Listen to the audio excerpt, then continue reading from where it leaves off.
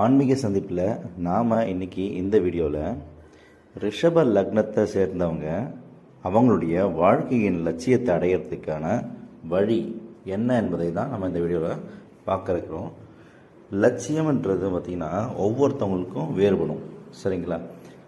லட்சியம்னு எடுத்துக்கோங்க, ஆசை, விருப்பம், அந்த மாதிரி எதுவானாலும் இங்கிலீஷில் சொல்லலாம் எய்மு, ஆம்பிஷன், கோலு. சரிங்களா? இதை அடையிறதுக்கான பல வழிகள் இருக்குது.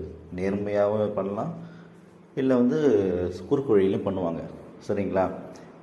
ஆனால் ஜாதகப்படி உங்களுடைய ஜாதகத்தில் நீங்கள் ரிஷப லக்னமாக இருக்குமாயின் நான் சொல்கிற விஷயத்து மூலயமா தான் உங்களுக்கு உங்களுடைய லட்சியத்தை அடைய முடியும். சரிங்களா? நீங்கள் நிறைய பேர் என்ன பண்ணுறாங்க, ரிஷப ராசின்னு நினச்சிக்கிறாங்க. ரிஷப ராசி இல்லை, ரிஷப லக்னம். நீங்கள் பிறந்த ஜாதகத்தில் எங்கே இருக்குன்னு பாருங்கள். இல்லைன்னா தெரிஞ்சவங்க பக்கத்தில் இருக்க ஜோசியர்கிட்ட, இல்லை உங்கள் ஃப்ரெண்ட்ஸ் சர்க்கிள் யாரும் ஜோசியம் தெரிஞ்சவங்களுக்கு அவங்ககிட்ட கேளுங்க, உங்களுடைய லக்னம் எது, போட்டிருக்கேன், எதில் எது, என்னுடைய லக்னம் எதுன்னு தெரிஞ்சுக்கோங்க. ஏன்னா எல்லாருக்கும் ராசி நட்சத்திரம் தெரியும், லக்னம் தெரியாது. அதுக்காக நம்ம எப்பயுமே ஜாதகம் பார்க்குறப்ப லக்னம் தான் மெயினாக. லக்னத்தை பேஸ் பண்ணி தான் நம்ம சொல்கிறது பலன் எல்லாமே.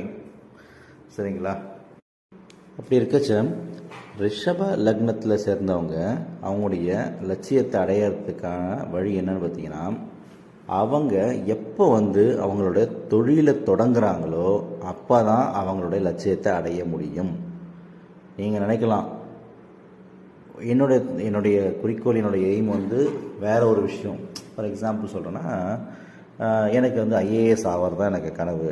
நான் தொழில் தொடங்குறதுனால எனக்கு எப்படி என்னுடைய லட்சியத்தை நான் அடைய முடியும் அப்படின்னு நீங்கள் கேட்கலாம். அப்படி இல்லை, நீங்கள் ஒரு தொழிலை ஆரம்பிக்கிற டைமில் அந்த தொழில் வட்டாரத்தில் உங்களுக்கு ஒரு கான்டாக்ட் கிடைக்கும். அவங்க மூலயமா உங்களுக்கு ஒரு எண்ணம் தோன்றி அந்த எக்ஸாம் எழுதுறதுக்கான வழியை தெரிஞ்சு அந்த கோச்சிங் சென்டரில் படிக்கிறது, அந்த மாதிரி விஷயத்தில் நீங்கள் இன்வால்வ் ஆகிறது. சரிங்களா? இந்த மாதிரி நடக்கும்.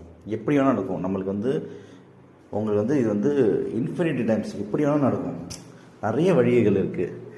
ஆனால் நான் சொல்கிற இந்த வழி இருக்குல்ல, தொழில் மூலயமா, அப்புறம் உங்களுடைய மாமியார், அவங்களுடைய கான்டாக்ட்ஸ், அவங்க மூலயமா, அவங்களுடைய சொந்தக்காரங்க, அவங்க வழியில் யாராவது தெரிஞ்சவங்க, அவங்க மூலயமா, இந்த 2 பேர் மூலயமா தான் உங்களுக்கான வழி, உங்களுடைய லட்சியத்தை அடையிறதுக்கான வழி பிறக்கும்.